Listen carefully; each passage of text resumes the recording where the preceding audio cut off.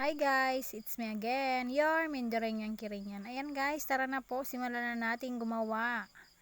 Gagarin na natin ang ang niyog para sa gagawing langis. At ayun na nga po, nauna na dyan sila kay at sinubukan ko rin. Syempre, hindi tayo magpapahuli, tayo magkakayo din ng niyog. Ayan, nagkakape sila kay, nagkape muna siya, tapos nakihingi ako. Then, yung aking pusa ay dumaan si Milky.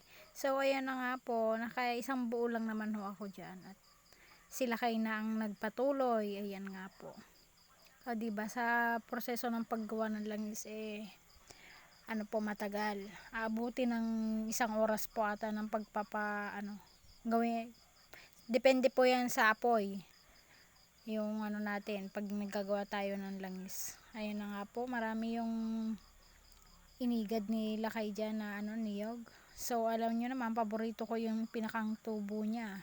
So, hinihingi ko yan ho. Ayan na nga po, yan, binilisan niya na. O, diba? At, ayun na, tayo dyan ay, may inaasikaso dyan saglit. At siya nang bahala dyan sa pag-iigad ng niyog. O, diba guys? Mainit daw, sabi niya. O, ang dami niya lang dyan, na igad niya.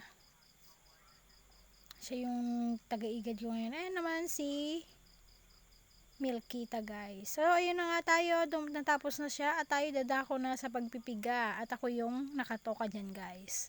O, diba? Mano-mano lang natin ginawa yan guys. Hindi ko na pinaano dun sa nagpipiga. Ako na lang. Para menos gastos. So, ayun na nga po. Malapit na natin makuha yung kanyang juice niya. So, ayan na. Isa lang na natin guys.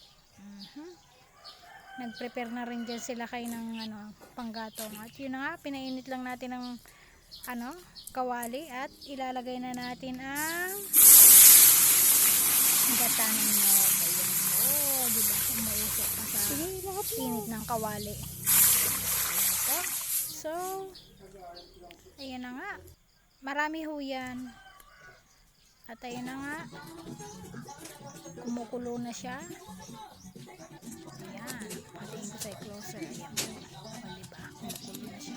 Then, pinatingin ko na rin ang paligid. O, diba? Maliwalis ang paligid natin. So, ayan. Kumukulo pa rin siya ho. At ayun na nga. Ayan nyo naman ang kalangitan. Napaka-aliwalas. Ito natin yan. Ayan. Malapit na yan guys. Na maluto. May kitata 1 oras namin yung niluto yan. Langis na nyog. Malapit na dyan. Ayan na nga po. Malapit na talaga guys. O yan na nga. O diba lumabas na yung pinakalabit niya o latik. Ayan po. Pag golden brown natin yan bago natin siya alisin. Tapos mag-iiwan tayo dyan para ang pabango niya doon. So, ayun na nga po. Marami-rami din naman natin na kaunti na lang, matatapos na yan guys. So, hangoy na natin yung pinakalatik niya. Kasi yung naging langis din niya. Ayan guys, kukunin lang natin yung lados. Ng honey baga. Or latik. At ayun Para magtira lang tayo ng konti. alisin muna natin yung latik niya. Para 2 minutes na lang po siguro. Magtira lang tayo ng konti. So, diba, para dami nakuha natin latik. mabango siya guys. So, ayun na guys. Yung ladat niya. So, ayun na nga po ang ating ayan yung mga natin lang sa paggawa ng langis. Maproseso pero sulit naman siya. At mabisang panghilot sa mga masakit-sakit sa likod. Ayan, pangrayuma.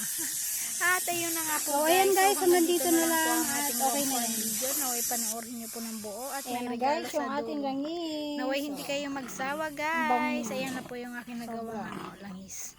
At yan na po. Ayan na po. Hanggang dito na lang.